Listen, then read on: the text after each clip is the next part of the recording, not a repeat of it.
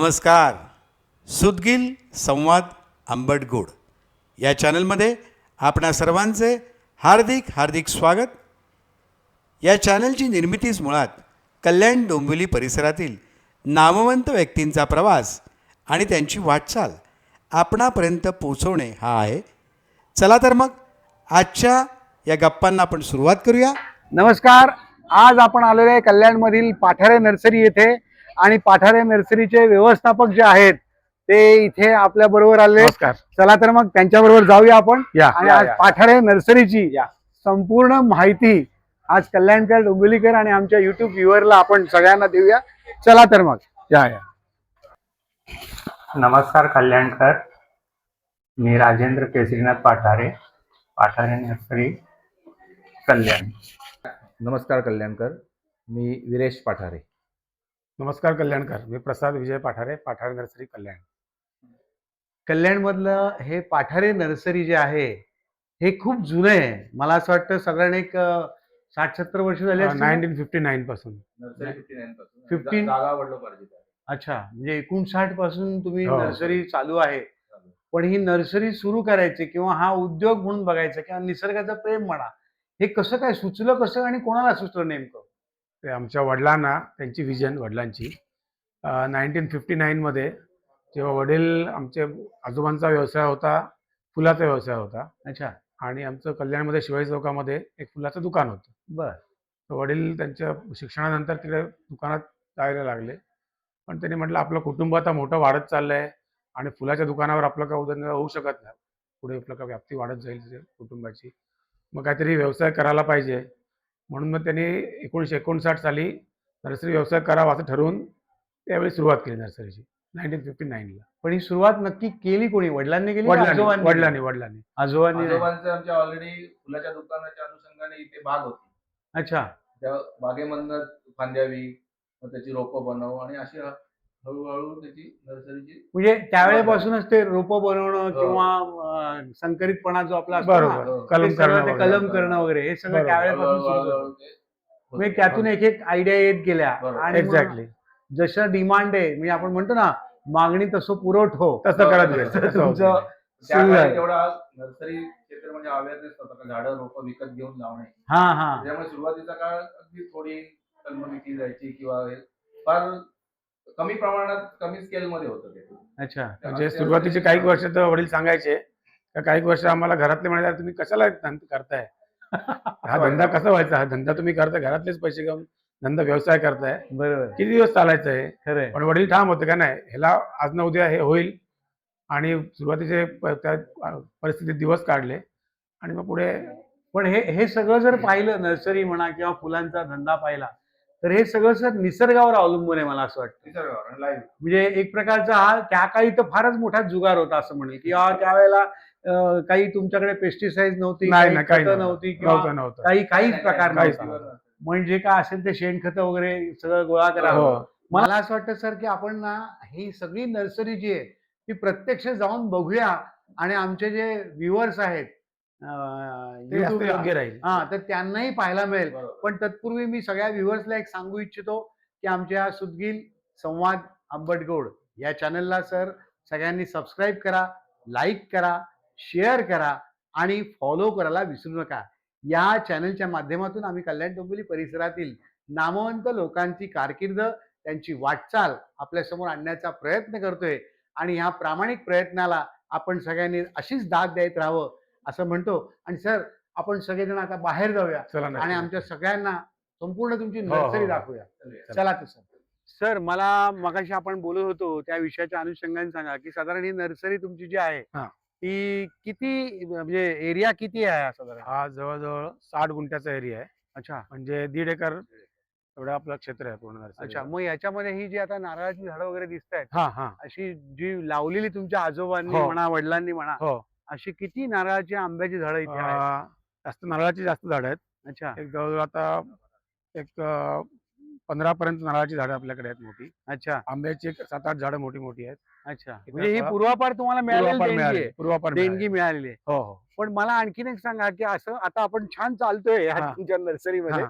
पण असं म्हटलं जातं की इथे काहीतरी खड्डा होता किंवा काय हो, का हो, हो. पहिलेपासूनच वापर ही नाही जागा नाही होती? नाही पूर्वी इथे खूप मोठं एक तलाव सारखं होतं अच्छा. आणि त्यावेळी आमचे आजोबा इथे पावसाळा संपल्यानंतर इथे पाणी कमी झाल्यावरती फुलझाडं वगैरे लावत असत. अच्छा. आमचं फुलाचं दुकान होतं तिकडे फुलझाडं ती विक्री व्हायची कुठे होतं फुलाचं दुकान, सर? शिवाजी चौकामध्ये. अच्छा. सीतादेवी मंदिरच्या बाजूला. अच्छा, शीतळादेवी मंदिराच्या इकडे. हा अच्छा. तिथे फुलाचं दुकान होतं हा सर. आणि मग ते पावसाळ्यात पाणी जमल्यामुळे फार त्रास व्हायचा. हा, त्यावेळी कल्याण महानगरपालिकेमध्ये तालीम साहेब म्हणून होते. म्हणजे त्यावेळेची नगर परिषद असेल नगर मला वाटतं. परिषद. बरोबर ना? त्यावेळी हा, तालीम नगर साहेब परिषद. होते. हा. ते आमच्या आजोबांचे मित्र होते. अच्छा.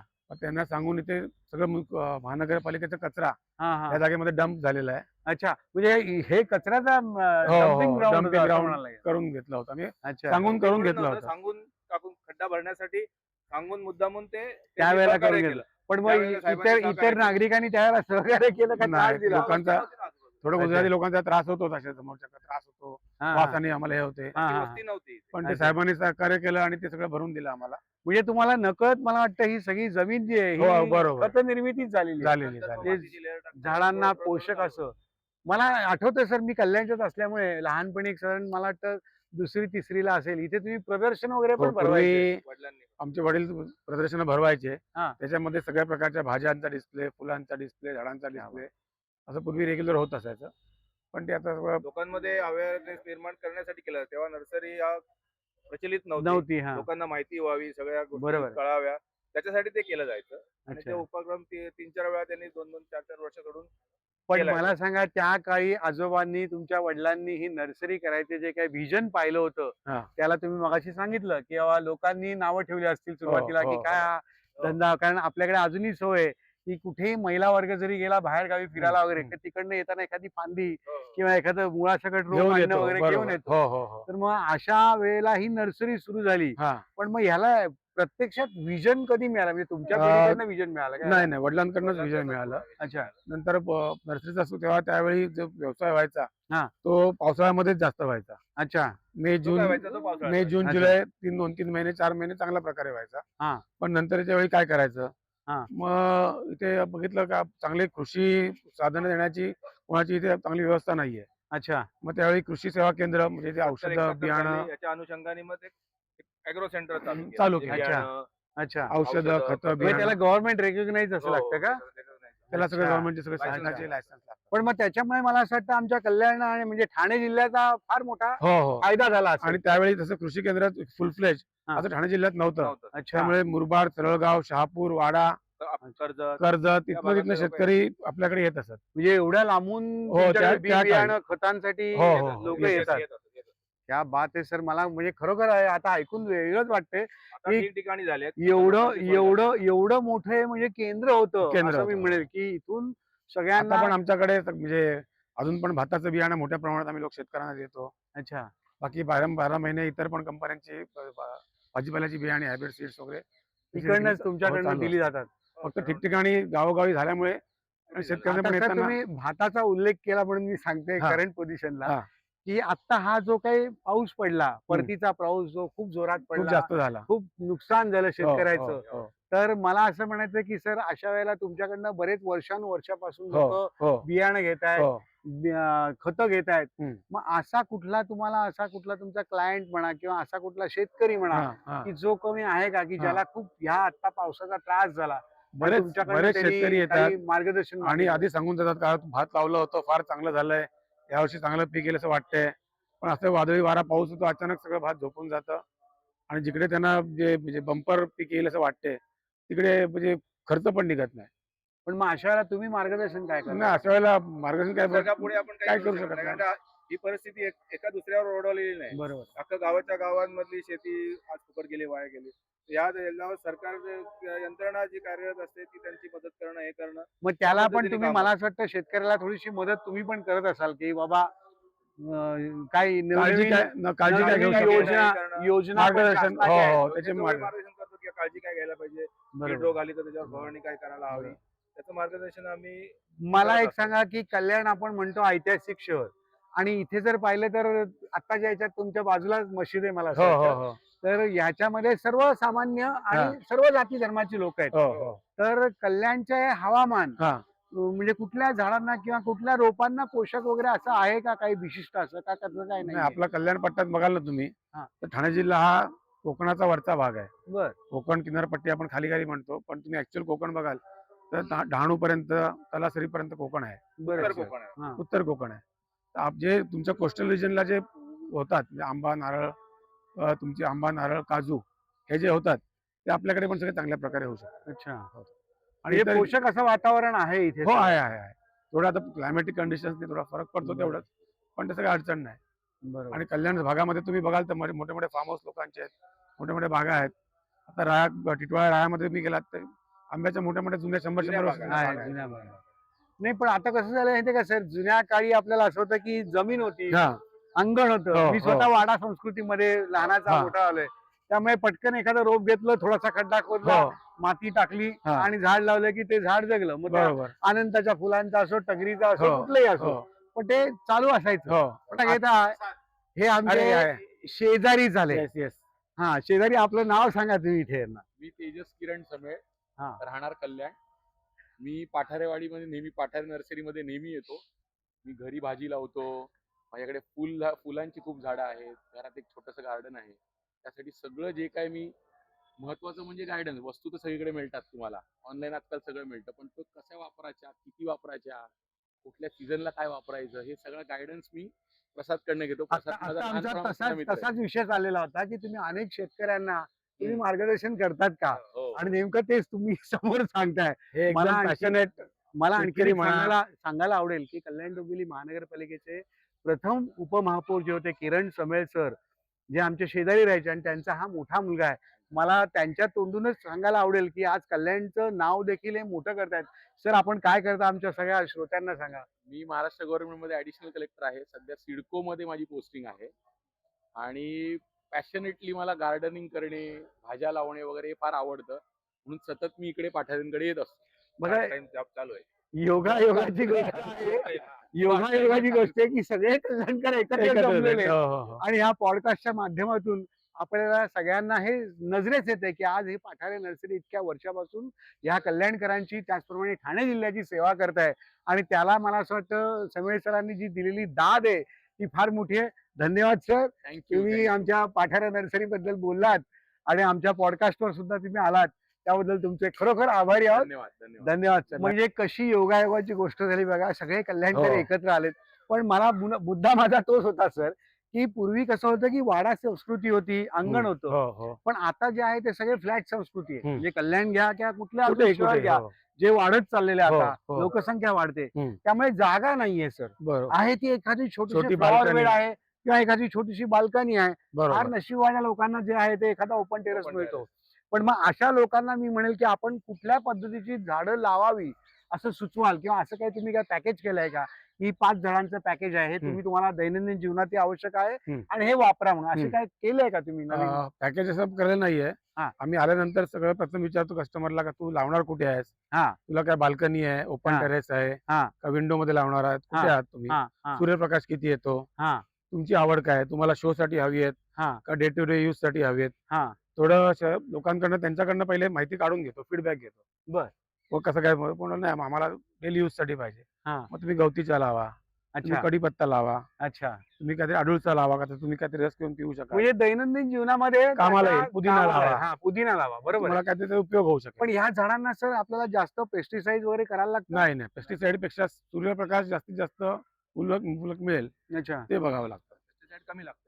पण कमी लागतं. मला आणखीन एक गंमत अशी वाटते की बऱ्याचशा सोसायट्या जर सर पाहिल्या हा. तर त्या कुंड्यांमध्ये झाडं लावलेली असतात हा. आणि एवढं पाणी असतं की त्या सोसायटीला तो रंगकामच होता हो, असं. हो, हो, होतं. तर तेवढं पाणी टाकण्याची गरज आहे का हो, खरं सांगा ऍक्च्युली मला? पाणी टाकण्याची गरज नसते, पण जे काही पाणी कुंडीतनं बाहेर येते त्याच्यासोबत थोडी माती येते, हा, त्यामुळे तो रंग खराब होतो.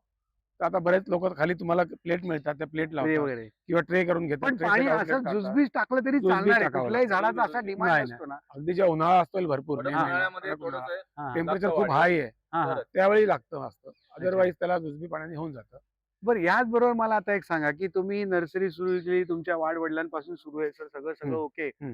पण या नर्सरी बरोबरच हम्म. तुम्ही असं कुठल्या सामाजिक क्षेत्रामध्ये किंवा समाज कार्यामध्ये हम्म. तुम्ही ह्याबाबत काही केलंय का किंवा कुठल्या शाळेच्या माध्यमातून हा. की मुलांना आवड निर्माण व्हावी नर्सरीची, त्याच्याकरता फुलझाडांची, झाडांची? त्याच्याकरता कल्याणमधल्या ज्या काही शाळा आहेत हा. तर त्या शाळांमध्ये आपण बऱ्याच शाळांची मुलं आपल्याकडे म्हणजे वर्षातनं ऍटलिस्ट मला वाटतं एक 15 ते 20 शाळा असतील. हा. त्यांची मुलं जास्त पण असतील कदाचित. हा. मुलं आपल्याकडे येतात. हा. त्यांना आपण मोफतमध्ये पूर्ण नर्सरीचा राऊंड, पूर्ण झाडांची माहिती हे पूर्ण आपण देतो आणि वर्षातनं एक 20 एक शाळा तरी आपल्याकडे येतात. पण मग असं काहीतरी फुलझाडांचं वगैरे असं प्रदर्शन वगैरे शाळेसाठी लावता तुम्ही? पूर्वी आम्ही लावत होतो. हा. म्हणजे आम्ही वडील गेल्यानंतर आम्ही वर्ष 2-3 वर्षात एकदा लावत होतो. अच्छा. पण ते सगळं त्याचे मॅनेजमेंट, त्याचे ओव्हरहेड्स खर्च वगैरे ते फार पण मग नाही. यासाठी मला असं म्हणायचं आहे की कल्याण डोंबिवली परिसरातली शाळा देखील आहे, हा. याही काही त्याच्यामध्ये म्हणजे हिरिरीने प्रयत्न करत नाही यासाठी की हम्म. मुलांमध्ये ही आवड निर्माण होणं महत्वाचं आहे? तर त्याच्याकरता आम्ही शाळांना अप्रोच होऊन तेव्हा तुम्ही स्टुडंट्सला घेऊन या, त्यांना आम्ही माहिती देऊ कसं काय झाडांचे नावं काय असतात, काय असतात, उपयोग कसे कारण असतात. कुठलीही त्याची सोय केली ऑलरेडी हा, अच्छा हा मी त्याच्याकडे पण सर येणार आहे, त्या गोष्टीकडे पण येणार आहे हा, हा. की म्हणजे कसं माहितीये का, एका घरातल्या जर का जसं आम्ही म्हणतो की बाबा कुठली सुधारणा जर करायची असेल हा, हा. तर ती बालवयापासून जर त्यांच्यावर बिंबवलं, एक बिंबवली. संस्कार केलं हा. तर ते जास्त चांगल्या पद्धतीने केलं जातं. म्हणून मी हा तुम्हाला प्रश्न विचारला हा. की बाबा शाळेतल्या मुलांसाठी तुमचं काय चाललेलं आहे. त्याचप्रमाणे मला असं म्हणायचं की सर आता सरांनी विषय काढला म्हणून हा. की आजच्या कंडिशनला ठीक आहे, तुम्ही नर्सरी चालू आहे, हा. अनेक विविध प्रकारची झाडं आहेत, हा. सगळं तुम्ही सेल आउट करता, हा. सगळं काही करता, हा. सगळ्या गोष्टी मान्य आहे. हा. पण ह्याच्या व्यतिरिक्त हा. तुमच्या मुलाबाळांसाठी म्हणजे पुढच्या पिढीसाठी हा. तुमचं अजून विजन काय आहे याच्यात? त्याच्याकरता आम्ही ते आत्ता भावानी सांगितलं. हा. आमच्या फार्म हाऊस वरती पाठारेवाडी अच्छा नावाचा एक उपक्रम चालू केलाय. अच्छा. जसं तुम्ही म्हणालात तसं आमच्याकडे लोकांची विचारणा व्हायची की बाबा आता कल्याणला आल्यानंतर स्टुडंट्स आले हा. का तुम्ही एक तासभर त्यांना अर्धा तास ते 1 तासामध्ये पूर्ण माहिती देता. हा. पण लांबच्या शाळा आम्हाला यायच्या असतील हा तर आम्हाला ते लांबून येणार, तासभरासाठी परत जाणार बरोबर आहे. आणि डिटेल माहिती हवी आहे, बरोबर. प्रात्यक्षिका हवी आहेत. हा. तर तुम्ही काय करू शकता? हा. मग त्याच्याकरता आम्ही वासिनला आमच्या फार्म हाऊस वरती पाठारेवाडी नावाचा कॉन्सेप्ट चालू केला. अच्छा म्हणजे वासिनला तुम्ही आता farm house develop farm house केलेला आमचं आहे? डेव्हलप आहे ऑलरेडी. तिथे अच्छा. नर्सरी आहे आमची. अच्छा. तिथे आम्ही प्रोडक्शन करतो पूर्ण. जे आम्ही झाडं इथे विकतो हा हा. ते वासिनला आम्ही झाडं तयार करतो. अच्छा. बरीचशी झाडं जी आम्ही स्वतः तयार करतो ती वासिनला तयार होतात. बरीचशी तो बाहेरनं किती पण फार्म येतात. हाऊस किती एकरचा तो आहे? आपला 6 एकरचा आहे. अच्छा म्हणजे इथली जागा जी कमी पडते ती हो. तुम्ही ती तिथे पण वा- तूट तिथे- भरून हो, काढलेली आहे हो, हो. आणि त्याचप्रमाणे येणाऱ्या लोकांना तिथे वास्तव्याला पण जागा ठेवली वास्तव्याला आहे का? तिकडे आम्ही स्टे केलेला आहे. बर लोकांसाठी तिकडे पूर्ण नर्सरीची माहिती दिली जाते. बर. जे कॉलेजचे किंवा स्कूलचे ग्रुप्स येतात हा. त्यांना डिटेलमध्ये प्रत्येक झाडाचं बाबा कलम कसं केलं जातं, काय प्रकार असतात, मुळाचे प्रकार काय झाडाचे, कशा पद्धतीने लावलं जातं, ते डिटेल त्यांना माहिती दिली जाते. पण मग त्यांची- त्याचं सर बुकिंग वगैरे करायचं असेल तर मी म्हणेल आमच्या युट्यूब हो, चॅनलच्या चालेल, माध्यमातून नक्की, तुम्ही नक्की. नंबर द्या, हो, हो. सांगा, त्याचा पत्ता पण सांगा. मी हो. म्हणेल आमचं पाठारेवाडी ॲग्रो टुरिझम नावाने आम्ही चालू केलंय आणि ते आहे वासिनला. टिटवाळ्याच्या पुढे 2 स्टेशन वासिनला आहे. नाशिक रोड पासून पण ऍक्सेसेबल आहे. हायवे पासून एक 2-1 किलोमीटर आतमध्ये आहे फक्त. आणि पूर्ण तिकडे आमची वॉकिंग आहे. स्टेशन, रेल्वे स्टेशन पासून वॉकिंग आहे. अच्छा. पूर्ण आंब्याची वाडी आहे, चिकूची वाडी आहे. वा वा. तिथे आम्ही ते कॉटेजेस बनवलेले आहेत. तिकडे राहण्याची, जेवणाची व्यवस्था केलेली आहे आणि पूर्ण आमची नर्सरी सुद्धा आहे लोकांना. म्हणजे तिथे आम्ही आल्यानंतर आम्हाला 12 आंबे मिळतीलच मला असं. हो, मिळतील ना. चिकू पण मिळेल आम्हाला. Very good. खूप चांगली संकल्पना आहे. मला म्हणायचंय की हा. एका पिढीने ते सुरू केलं आणि आपल्या पुढच्या सगळ्या पिढींनी त्याचं संगोपन करणं, ते वृद्धिंगत करणं, हे सर मला खूप आपल्याकडनं भावलं. मला ह्याच्यातून सांगायला आवडेल का इथे आम्ही नुसतं झाडं न विकता, आता बाकी नर्सरीमध्ये गेलात तुम्ही मेजॉरिटी तर तिकडे चालणारी वस्तू काय बाबा गुलाब, मोगरा, काय तुळस, कडीपत्ता असं असतं. आम्ही इथे जे कुठे कोणाला उपलब्ध होणार नाही अच्छा. अशा वनस्पती, जास्तीत जास्त औषधी वनस्पती असून दे, एक्झॉटिक फ्रूट प्लांट्स असून दे, हे जास्तीत जास्त आम्ही ठेवण्याचा Rare प्रयत्न करतो. झाडांच्या व्हरायटी इतर अच्छा. कुठे मिळणार नाही तर बाबा आमचं नाव सांगितलं जातं, अच्छा. बघा, हे झाड बाबा तुला इथे पाठवण्यास ते मिळू शकतं. म्हणजे ते आणि पंचक्रोशीत लोकं कुठे गेलात वेगळं झाड सांगितलं बाबा हे कुठे पाठांकडे जा, तुला तिकडे मिळेल बाबा. क्या बात आहे. म्हणजे अशी ओळख म्हणजे तुमची झालेली आहे. आंब्यामध्ये तुम्ही मला अशाच आपण पुढील भागात भरपूर गप्पा मारायच्या आहेत. तोपर्यंत धन्यवाद.